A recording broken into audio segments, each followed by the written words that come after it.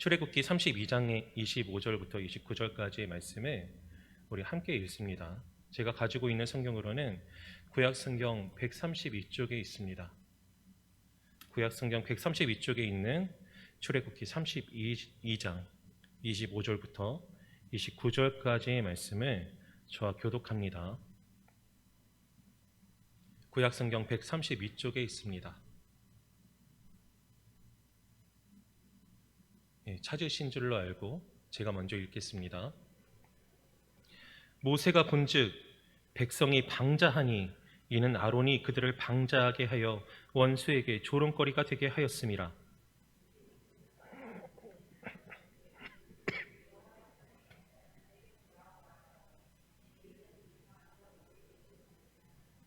모세가 그들에게 이르되 이스라엘의 하나님 여호와께서 이렇게 말씀하시기를 너희는 각각 허리에 칼을 차고 진 이문에서부터 저문까지 왕래하며 각 사람이 그 형제를, 각 사람이 자기 친구를, 각 사람이 자기의 이웃을 죽이라 하셨느니라.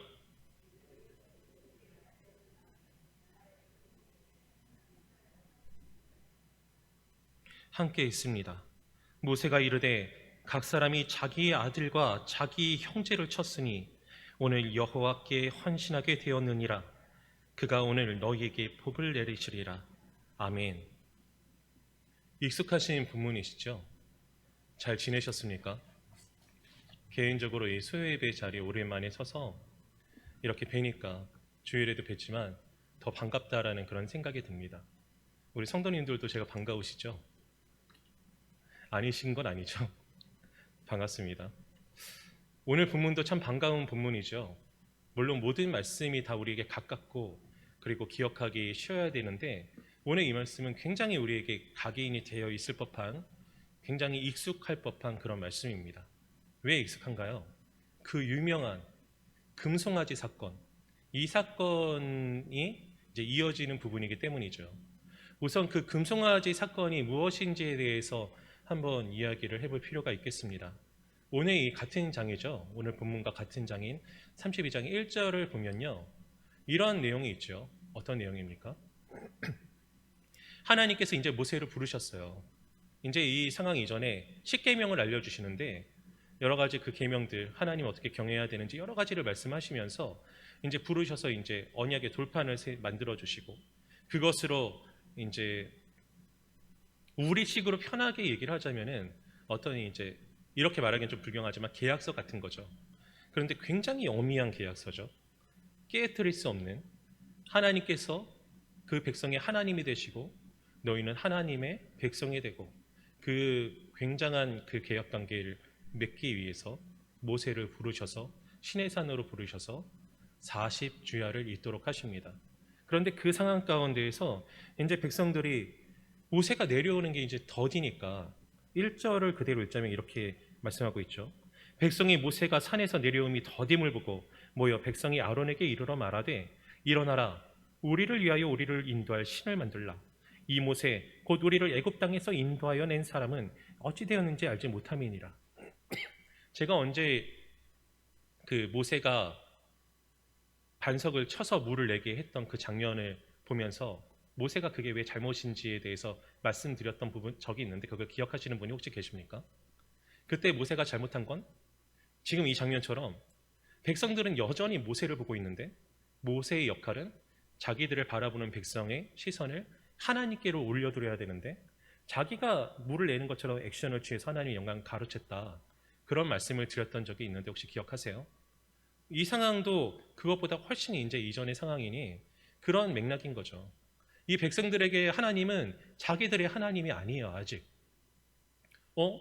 어디서 이상한 사람이 하나 나타나서 애굽에서 우리를 건져내는데 처음에는 원망도 많이 했는데 일을 막 두 배로 했어야 되니까, 그런데 10가지 재앙이 내려지고 나중에는 다 죽는 줄 알았는데 홍해가 갈라져서 우리가 건너가고 오히려 그 애굽의 군사들이 다 수장되는 그런 일들이 이루어지네 라는 것을 보면서 와, 대단하구나 라고 생각하는데, 어쩌면 그들의 마음에 하나님이 대단하신데 그 하나님이 우리의 하나님이기보다는 모세의 하나님이고, 그 사람들의 시선은 여전히 이제 모세에 남아있는 그 상황이 참으로 오래까지 간 것 같습니다.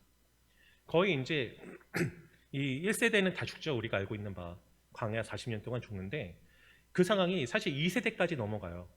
보기에. 그래서 여전히 백성의 시선이 이제 모세에 머물러 있는 그런 좀 비극적인 상황이 있는데 지금 이 상황도 모세에게 이제 시선이 머물러 있었기 때문에 모세가 없으니까 불안해 죽겠는 거예요. 아니 그 우리를 인도해낸 신은 모세 하나님이고 나의 하나님이 아니니까 이 사람들이 만약에 이렇다면 뭐 어떻게 하겠습니까? 우리가 정말로 하나님을 믿는다면 우리가 우리 하나님께 기도하자. 당신이 아론이 모세 다음이니까 모세 형이니까 대표성을 가지고 우리 담임 목사님이 금식기도 하시는 것처럼 우리 금식기도라도 하자. 우리 성례라도 갖자. 우리 기도해서 하나님께서 우리 불안해 죽겠으니까 하나님의 뜻을 강구하자. 뭐 이렇게 나와야 되는 게 정상 아니겠습니까? 그런데 그런 게 없이 야 어떻게 좀 해봐라 라고 하는데 그 내용이 뭐예요? 우리를 인도할 신을 만들라 라는 것입니다. 그들에게는 이제 물론 이제 원어를 봐야 되겠지만 이 상황 속에서만 봐도 이 느껴지는 부분이 이들에게는 이제 하나님이 자신들의 신이 아니에요. 자신들이 이제 접근할 분이 아닌데 그 신과 교통하는 모세가 없으니까 어떻게 좀 해봐라 그런 상황인 거죠. 그렇게 말을 하니까 이제 그 사람들은 이제 믿지 않는다는 게 굉장히 드러난 거죠. 그 믿지 않는 사람들의 원망과 불안과 그 소요가 얼마나 컸겠습니까?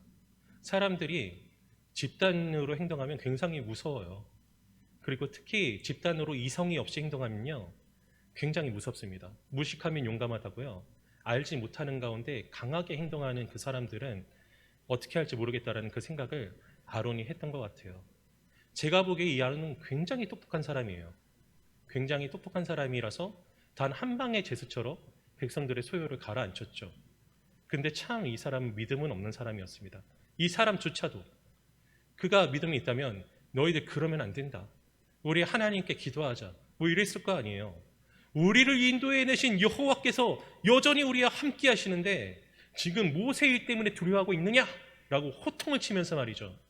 그 백성들에게 기도하자, 잠잠하자, 기다리자 뭐 이런 식으로 얘기를 멋있게 해야 될 것 같은데 그러나 머리는 굉장히 좋았지만 믿음이 없는 이 아론은 머리 똑똑한 사람이 믿음이 없으면 어떤 일을 벌이는지를 우리에게 잘 보여줍니다.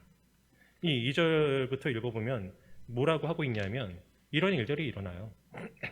아론이 그들에게 이르되 너희의 아내와 자녀의 귀에서 금귀고리를 빼어 내게로 가져오라. 모든 백성이 그 귀에서 금고리를 빼어 아론에게로 가져왔죠. 가져오니까 어떤 일을 하느냐.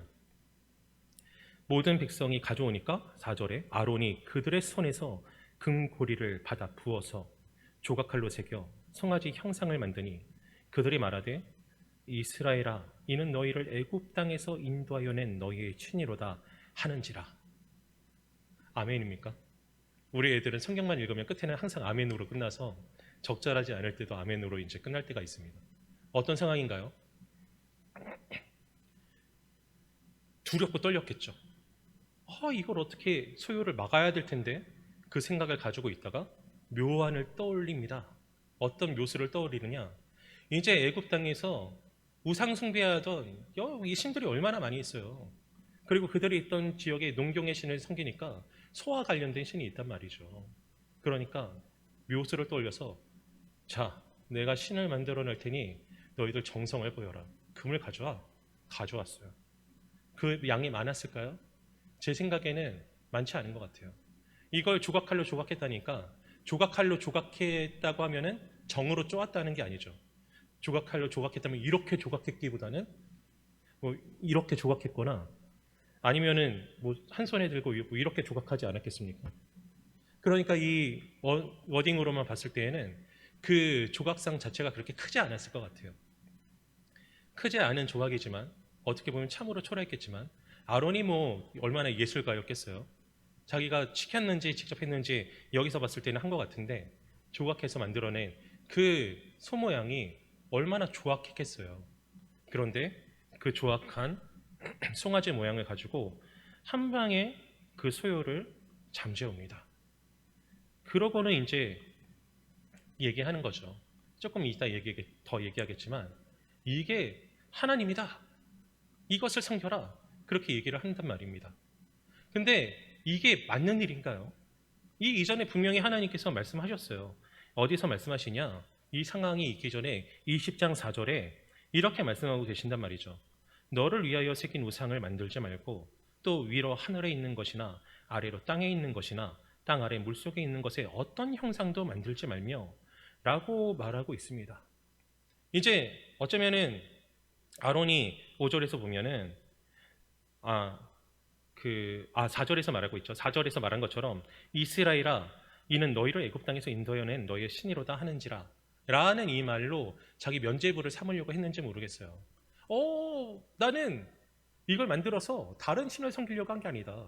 이 백성들은 분명히 다른 신을 내놓으라고 했는데, 신을 내놓으라고 한 뉘앙스였는데, 그러나 나는 이걸 여호와 하나님을 섬기는 방편으로 삼으려고 만든 거야. 그러니까 나는 하나님 배반한 게 아니야 라고 면책을 얻으려고 이런 말을 했는지 모르겠는데 말도 안 되는 거죠. 방금 제가 읽었던 20장 4절을 보니까요, 이거는 그렇게 할 수가 없는 일이라. 이 말에 대해서 모세의 옆에서 들었을 아론이 몰랐겠습니까? 제가 보기에 굉장히 IQ 한 150은 넘어 보이는데 죄송합니다, 상상이지만 이 똑똑한 사람이 몰랐겠냐고요. 분명히 잘 알았겠죠. 그럼에도 불구하고 한순간에 그 위기를 모면하려고 그렇게 했단 말입니다. 그러면 여러분, 그 송아지를 하나님이라고 하고 하나님 섬기라고 한 게 왜 잘못인가? 우상은 이제 만들지 말라니까. 그렇다면 우상을 만들면 왜 안 되는가? 우리가 하나님을 생각해서 독수리 날개처럼 나를 품으신다라는 그 장면을 생각해서 독수리를 멋지게 그리던지 조각을 해서 내가 하나님을 섬기는데 이 그림을 쓰기 원합니다 하고 기도할 때 그 그림을 놓고 이렇게 기도하고 여러 가지 성화들을 놓고 하나님을 생각하면서 놓고 기도하고 그러면 왜 안 되는 것인가? 근데 이건 상식적으로 생각해봐도 안 되는 일이죠. 왜 안 되는 것이냐? 하나님께서는 우리의 인지 범위를 벗어나신 분이니까요. 제가 이 이야기를 하면은 벌써 세 번째 얘기하는 건데 수요 예배 때는 얘기한 적이 없어서 한 번 더 얘기합니다. 저희 아내가 저한테 이런 걸 물어보더라고요. 그런데 누군가 하나님께서 살아계신다는 증거를 대보라고 한다면, 들으신 분도 계셔요. 증거를 내보라고 한다면 오빠는 뭐라고 할 거야? 사적으로 이제 오빠라고 부르니까 뭐라고 할 거야? 라고 해서 저는 이렇게 얘기를 했습니다. 신존재 증명 자체가 불가능하다 라고 얘기를 했어요. 만약에 우리가 존재를 증명할 수 있으면 신이 아니다. 만약에 우리가 존재를 증명하고 사람이 그걸 인지할 수 있다면은, 그러니까 보고 만지고 냄새 맡고 맛보고 즐기고 할 수 있는 그런 존재라면은 우리 능력 안에 있는, 그러니까 피조물로서 이해할 수 있는 존재라는 거죠. 그런데 신이라면 어떤 존재냐?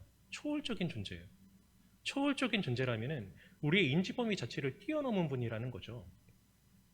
상식적으로 신이 계시다는 걸 누가 설명할 수도 없고 그것을 듣고 이해할 수도 없다.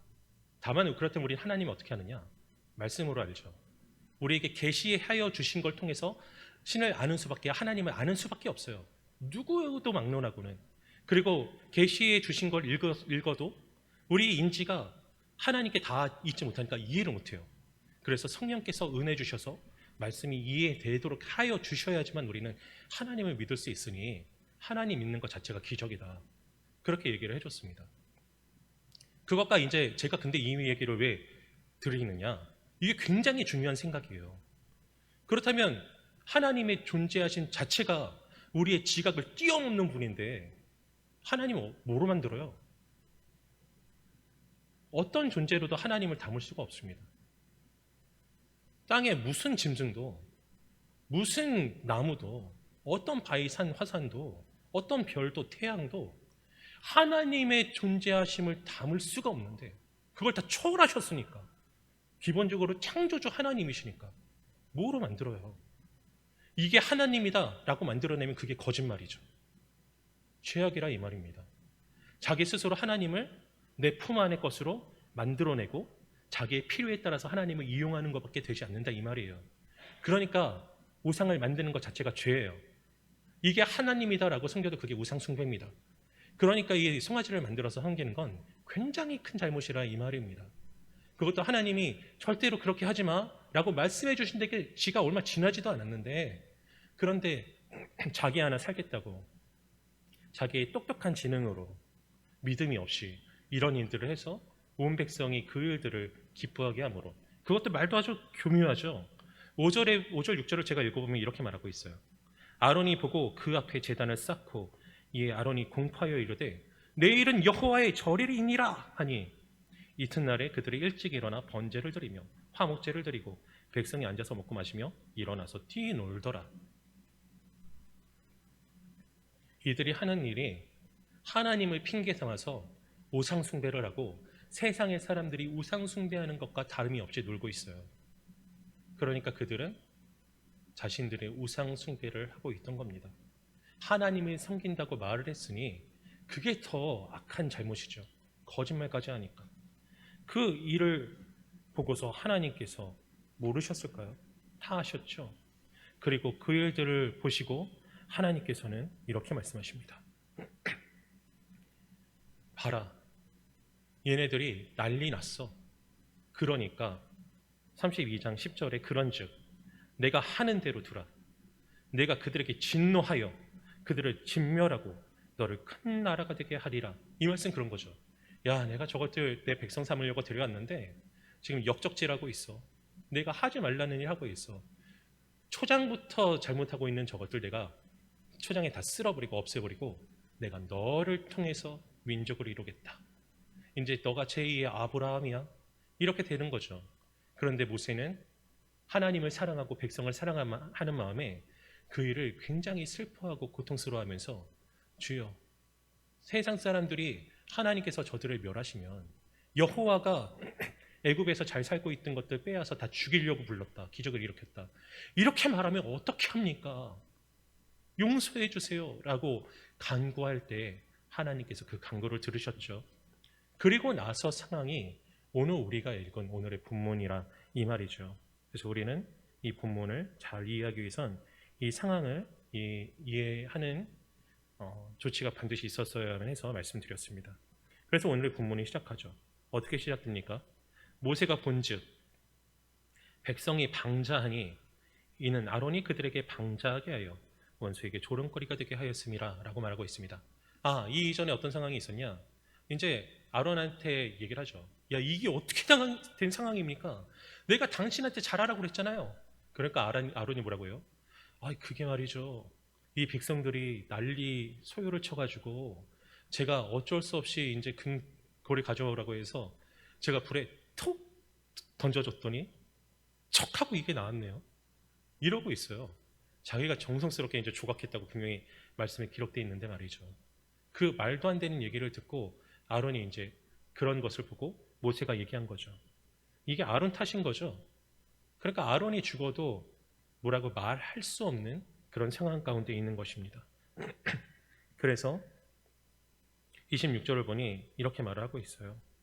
이에 모세가 진문에 서서 이르되 누구든지 여호와의 편에 있는 자는 내게로 나아오라. 이렇게 말하니까 누가 나왔습니까? 레위 자손이 다 모여 그에게로 가는지라 라고 했습니다. 여기 여호와의 편에 섰다는 것은 무엇일까요? 분명히 그 우상 숭배를 이제 아론이 했으니까 뭐라고 말을 못했는지도 몰라요. 네, 굉장히 이제 좋지 않게 여기고 참석하지 않았던 그 사람들일 것입니다. 하나님 앞에 섰다라고 감히 분연히 말하면서 떨쳐나올 수 있으려면은 우리나라로 치면 신사참배하지 않았다라고 말할 수 있는 그 고신측에 있는 것처럼 이 사람도 우리는 저 우상숭배에 동참하지 않았다. 나는 싫었어 라고 생각한 사람들이, 자신 있는 사람들이 그들 앞에 섰습니다. 그래서 이들이 이제 수습하기 위해서 섰죠. 근데 이 일을 수습하는 방법으로 어떤 방법이 쓰였습니까? 살벌합니다. 27절에 보면 이렇게 말씀하고 있어요. 모세가 그들에게 이르되 이스라엘의 하나님 여호와께서 너희에게 이렇게 말씀하시기를 너희는 각각 허리에 칼을 차고 진 이 문에서 저 문까지 왕래하며 각 사람이 그 형제를, 각 사람이 자기의 친구를, 각 사람이 자기의 이웃을 죽이라 하셨느니라. 아니 이게 왜 날벼락이죠. 나는 이제 하나님의 편에 서가지고 분연히 떨치고 일어났는데 이 말 그대로를 따진다면은 내가 내 형제를 죽이게 생겼어요. 자녀를 죽이게 생겼어요. 내 친구를 죽이게 생겼어요. 물론 이제 이 말씀을 보면서 이렇게 생각할 수도 있죠. 어차피 이스라엘 공동체는 다 형제자매 아니야? 믿음 안에 한 가족이잖아. 이렇게 생각할 수도 있는데 저는 개인적으로는 진짜 잘 아는 지인들을 죽였다고 생각해요. 그런 말씀이라고 생각합니다. 왜인지에 대해서는 조금 이따 말씀드릴게요. 그리고 나서 어떤 결과가 있었죠? 28절에 레위 자손이 모세의 말대로 행하매 이날에 백성 중에 3천 명가량의 죽임을 당하니라 라고 말하고 있어요. 3천 명 정도가 죽었다고 합니다. 많이 죽었나요? 적게 죽었나요? 아휴, 한두 명만 죽어도 난리가 나는데 많이 죽었죠.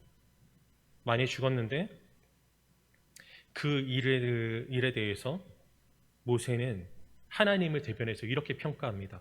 29절에 모세가 이르되 각 사람이 자기의 아들과 자기 형제를 쳤으니 오늘 여호와께 헌신하게 되었느니라. 아니, 이 어떻게 생각해 보면 굉장히 비극적인 일인데 이 일이 여호와께 헌신하게 된 일이라고 얘기합니다. 그리고 나서는 그가 오늘 너희에게 복을 내리시리라. 이 복이 뭘까요? 이 문맥상 볼 때 아무래도 이 복은 이스라엘을 버리지 않으시고 여전히 하나님의 백성으로서 두실 것이다 라는 것으로 보는 게 맞겠어요. 그런데 그렇게 생각하면 조금 이상한 게 있습니다. 어떤 게 이상하죠? 하나님께서 버리지 않으시기로 하신 건 언제 버리지 않으시기로 했죠? 모세가 그들을 위해서 간구했을 때요. 모세가 그들을 위해서 간구했을 때 이미 하나님께서는 그러시마라고 말씀하셨는데 왜 이 일까지 했어야 되는 걸까요? 왜 3천 명이 죽었어야 되는 걸까요? 아니 죽었으면 아론부터 죽였어야 되는 거 아닌가? 그런 생각도 해보는데 아마도 아론은 굉장히 중요한 자리에 있었고 그리고 그가 죽으면 진짜 그 아래로 다 죽여야 되기 때문에 그랬던 것 같기도 합니다. 하나님의 은혜를 입었죠. 그래서 그 나선 레위인들이 자기가 잘 아는 사람들 3천 명을 죽였습니다. 그런데 그렇기 때문에 이 일엔 한 두 가지 의문이 들 수 있어요. 첫째로는 방금 말씀드린 것처럼 아니 모세의 간구로 용서해 주시기로 한 거 아닌가? 근데 왜 죽이라고 하셨나? 모세가 여호와께서 말씀하셨다고 하는데 자기 뜻은 아니었을 거 아니에요. 하나님께서는 왜 얼마간을 죽이라고 하셨는가? 사실 많은 수는 아니에요. 따지고 보면 남자만 60만 명에 온 백성이 200만 명이라고 봤을 때 3천 명이면요 0.001%예요. 그러니까 100명이면은 한 명도 안 죽인 거죠. 1000명일 때 한 명, 두 명 이렇게 죽인 수준이라 이 말이죠. 그런데 맞나요? 만 명일 때 한 명, 두 명인가요? 0.001%니까 1000명일 때인 것 같습니다. 그러면은 굉장히 적은 수가 죽은 거예요. 아까 말씀드린 것처럼 아론부터 어린 애들까지 그 일에 모두 다 관여가 됐다라고 하나님께서는 판단하신 일이에요. 그걸 어떻게 할 수 있느냐? 내가 다 죽일 거다 라고 말씀하셨으니까 거기에서 자유한 사람이 없는데 거기서 3천 명밖에 안 죽인 건 굉장한 은혜입니다. 그렇지 않습니까? 그런데 그럼에도 불구하고 이전에 모세를 통해서 은혜를 베푸셨는데 그런데 왜 구태여? 뭐 3천 명 죽일 거면 안 죽여도 상관없거든요. 0.001%니까. 근데 왜 구태여 그들을 죽이셨는가? 그 한 가지 의문이 있고요. 다른 한 가지는 뭐냐면 그 일을 하시는데 왜 잔인한 방식으로 하셨나? 뭐가 잔인해요? 너희들은 가서 형제, 자녀, 벗들, 친구들을 죽이라 라고 하셨어요.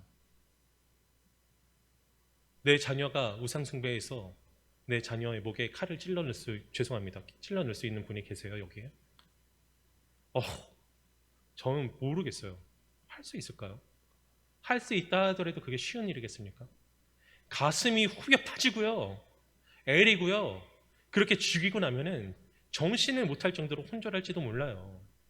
내가 내 친한 친구를 죽이는 일이 혹시 오징어 게임이라고 보시는 분 계세요? 넷플릭스 드라마. 거기서 이제 구슬을 뺏는 장면이 나오는데요. 거기서 친한 사람하고 짝을 만들어 놓고 그 친한 사람하고 싸워서 한 명이 죽는 게임을 만들어 버렸어요. 거기서 나오는 영화에 나오는 인물들도 생판 처음 보는 사람들인데 사실은 그 안에서 친해진 거예요. 누군가는 부부도 있지만 정말 친한 사람하고 짝이 돼서 자기가 이기고 친한 사람 죽는데 자기가 살아도 기뻐하는 사람 한 명도 없더라고요. 왜냐하면 친한 사람이 죽으니까. 근데 여기선 친한 사람은 내가 찔러 죽여야 돼요. 좋겠냐고요. 이게 얼마나 잔인한 일입니까? 그런데 왜 이렇게 잔인한 방법으로 일을 하셨어야만 됐는가? 그런데 이 두 가지 의문에 대해서 한 가지 대답으로 다 답을 드릴 수 있을 것 같아요. 어떻게 답을 드릴 수 있겠느냐?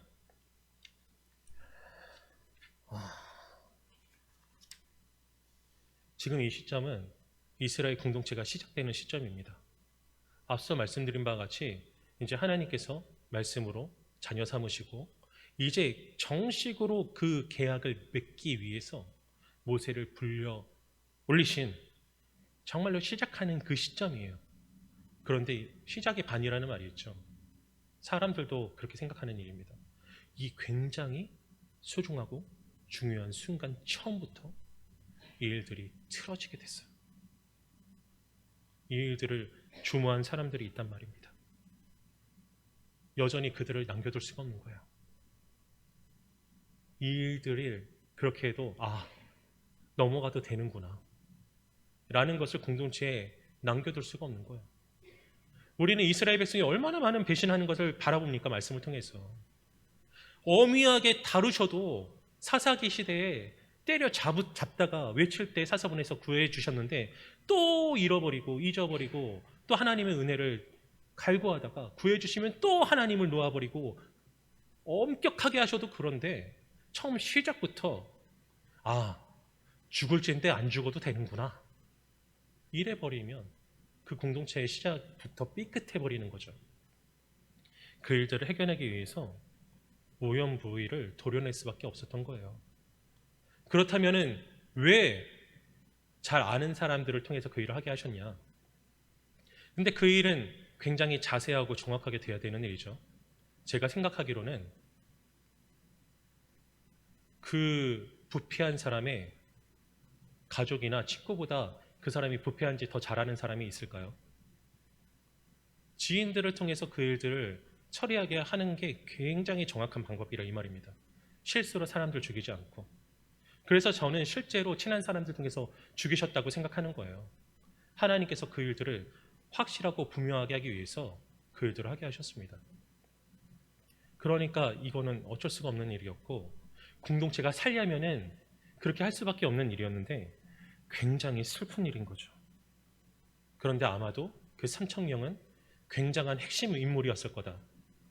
200만 명 중에 3,000명을 딱 골라 죽였으니 얼마나 신중에 신중을 기약했어요. 진 이쪽에서부터 저쪽까지 갔으면요, 이 몇 사람이 나왔는지 모르겠는데 칼로 계속 그으면서 다녀도 3,000명보다 훨씬 많이 죽었을 거예요. 시간도 많이 소요됐을 텐데 이 3,000명 0.001%만 죽었다는 건 고심에 고심을 거듭했겠죠. 나랑 친한 사람인데 공산당처럼 막 무지성으로 찔러 죽였겠습니까? 그게 아니라 고심에 고심을 거듭한 끝에 얘는 도저히 살릴 수가 없다라고 생각되는 사람 3,000명을 죽였을 거예요.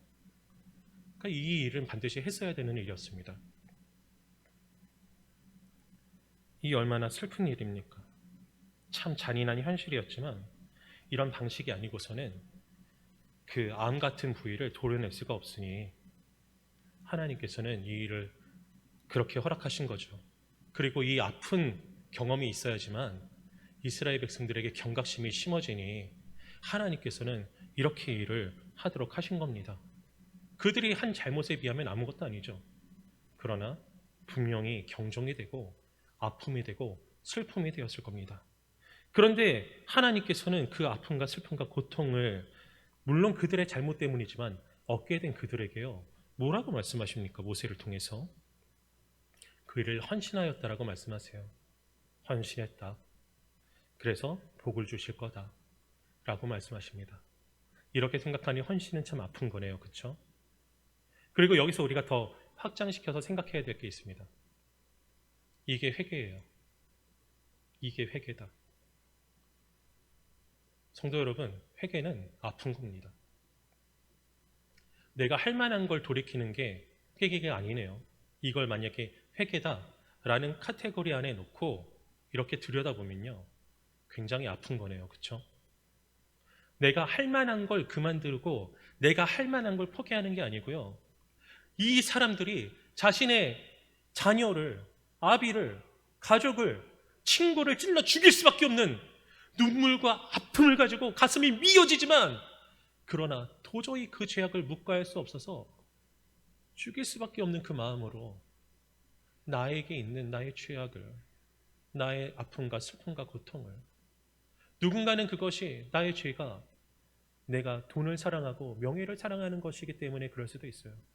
어쩌면 나의 정체성, 명예 때문에 이걸 포기할 수도 없겠다라는 생각이 들 수도 있고, 그 잘못이 어쩌면 내가 나의 자녀를 사랑하기 때문에, 가족을 사랑하기 때문에, 뭐 극단적인 예를 들면은 입시 부정이나 자꾸 눈을 가리우는 판단이나, 혹은 내가 포기할 수 없는 쾌락이 있어서 하나님, 정말 이건 원초적인 얘기입니다.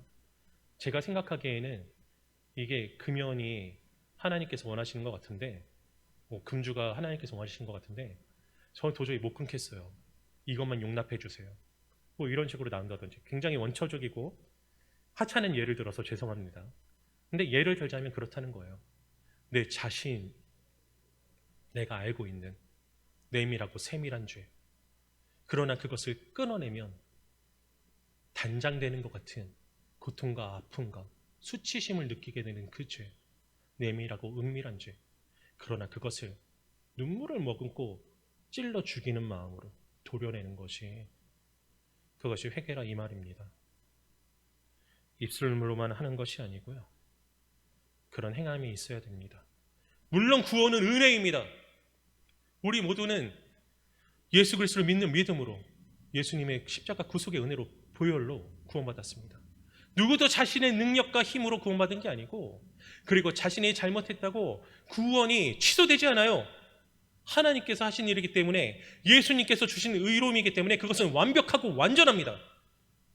돌아가더라도, 내가 중간에 두드려 맞더라도 하나님께서 나를 붙잡고 구원에 이르게 하세요. 내가 견디고 하나님을 바라보도록 하세요. 그게 성도의 견인이죠.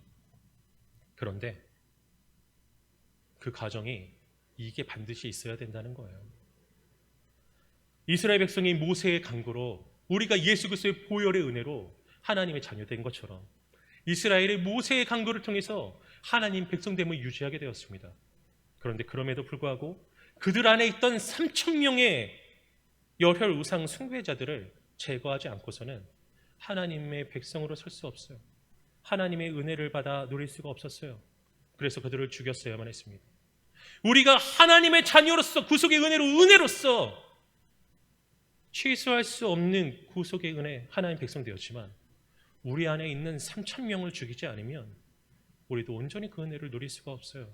어떻게 하시겠습니까? 그 죄가 무엇인지 일가 친척만 알 수 있었던 것처럼 나밖에 모르죠. 그리고 그 일가 친척이 알고 있던 그 죄를 눈물로 제거했던 것처럼 나도 눈물로 그것을 제거하고 회개해야 돼요. 그 일들을 하지 않는다면 어쩌면 이 새해에도 우리는 온전히 복을 누리지 못합니다. 우리의 구원이 취소된다는 말이 아니에요. 그런데 구원받지 못하는 사람들처럼 살게 된다는 말입니다. 은혜를 받았으되 누리지 못하는 게 얼마나 비참함입니까? 그 비참함에 거하지 마십시오. 저 또한 그러지 않기로 애쓰고 힘쓰겠습니다. 한 번에 되지 않을 수도 있어요. 그러나 반드시 해야 됩니다. 내가 사랑하는 이를 어떻게 죽이겠는가? 나의 아픔과 고통이 이렇게 있는데 내가 어떻게 이것을 제하겠는가? 이런 고통 가운데 없이 하지 않으면 없어지지 않아요. 그렇기 때문에 우리는 성령님의 은혜를 간구해야 합니다. 나의 죄가 깨달아지게 하여 주시옵소서. 그리고 그것을 포기할 수 있는 믿음의 결단을 허락하여 주시옵소서. 그래서 하나님께 은혜를 받아 하나님의 백성됨을 귀하게 기쁘게 누릴 수 있게 하여 주시옵소서. 오직 하나님 앞에 겸손함으로, 감사함으로, 기쁨으로 설 수 있는 우리 되게 하여 주시옵소서. 이 기도로 나가야 합니다. 그 기도함으로 내 안에 3,000명을 제거할 수 있는 저와 우리 성도님들 되실 수 있기를 주님의 이름으로 소망합니다. 기도하겠습니다.